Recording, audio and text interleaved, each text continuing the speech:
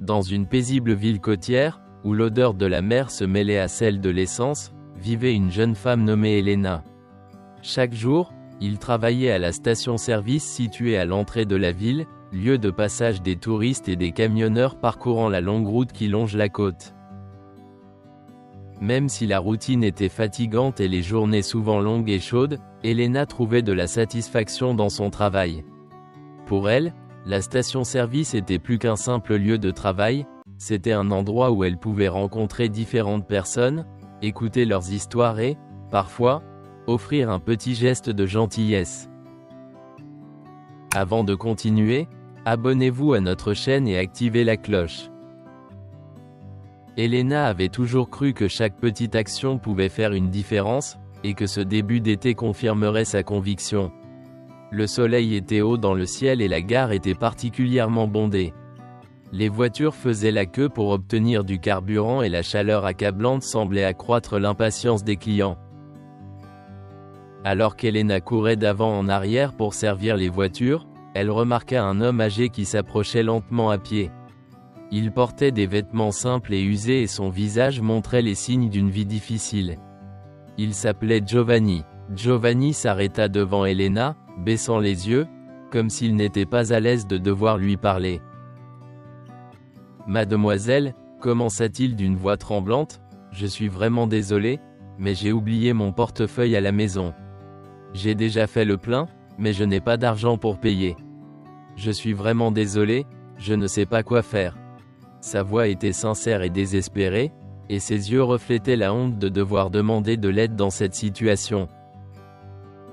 Elena regarda Giovanni et ressentit immédiatement une profonde empathie pour lui. Il était clair que l'homme ne mentait pas. Sans y réfléchir à deux fois, il décida de l'aider. Il sortit de l'argent de son sac et le tendit à Giovanni. « Ne vous inquiétez pas, monsieur, » dit-il avec un doux sourire, « vous pourrez payer à nouveau quand vous le pourrez. Je lui fais confiance. » Giovanni la regarda avec incrédulité, comme s'il ne pouvait pas croire que quelqu'un puisse l'aider ainsi sans rien demander en retour. Ses mains tremblaient lorsqu'il prenait l'argent et ses yeux se remplissaient de larmes. « Je ne sais pas comment la remercier, » dit-il, la voix brisée par l'émotion.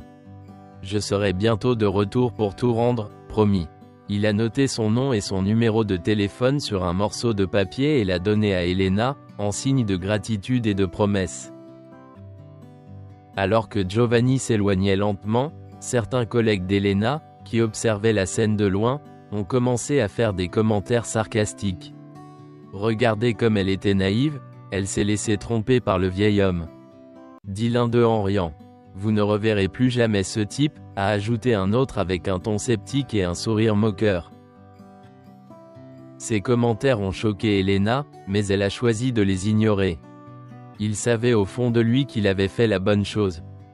Pour elle, aider quelqu'un en difficulté n'était pas un acte à juger avec cynisme, mais un simple devoir humain. La journée se poursuivit normalement, même si à l'intérieur Elena se sentait légèrement perturbée par les propos de ses collègues. Elle savait qu'elle avait agi avec gentillesse, mais l'idée que les autres pourraient mal la juger la faisait se sentir isolée. À la fin de son service, alors que la gare se vidait et que le soleil se couchait à l'horizon, colorant le ciel de nuances d'orange et de rose, Elena a été appelée au bureau de son superviseur, Federico. Federico était un homme rigoureux, toujours attentif aux règles et à la gestion financière de la station.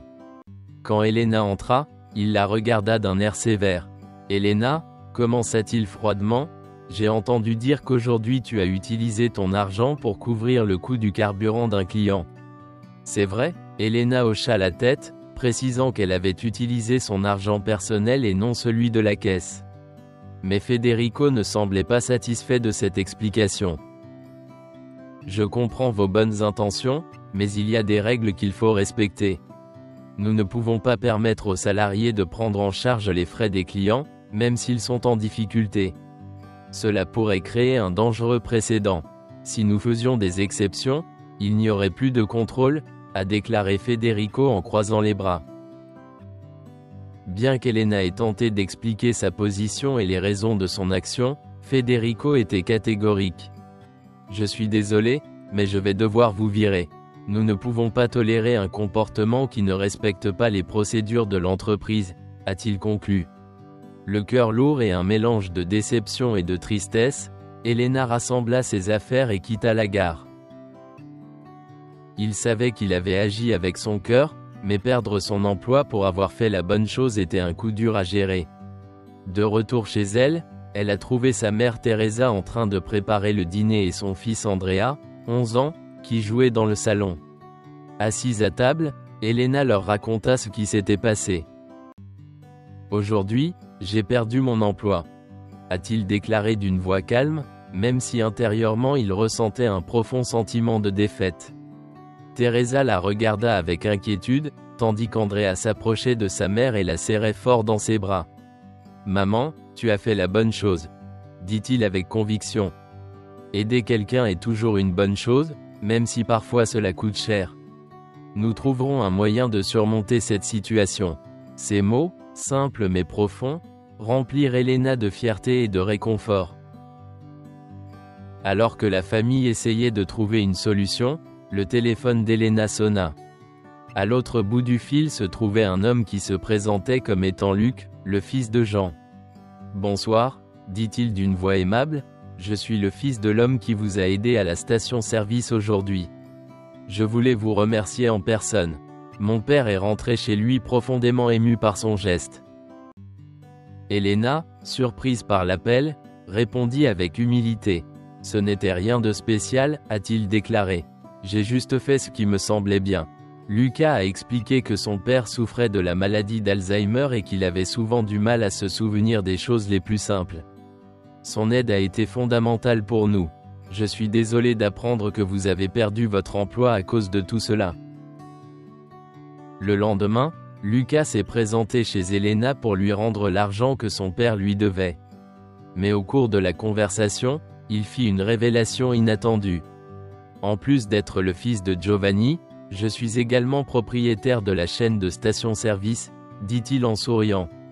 Je ne voulais pas lui dire tout de suite, mais j'ai vraiment apprécié son geste de générosité. Lucas lui propose un nouvel emploi, cette fois comme directeur d'une des stations de sa chaîne. Elena était incrédule, mais accepta avec reconnaissance. Il savait que cette nouvelle opportunité allait changer sa vie et celle de sa famille. À partir de ce jour, Elena devient une figure de référence, reconnue pour sa gentillesse et son engagement.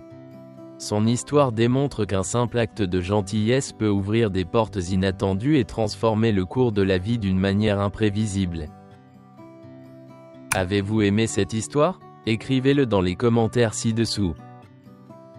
Merci d'avoir regardé la vidéo jusqu'à la fin et à la prochaine histoire.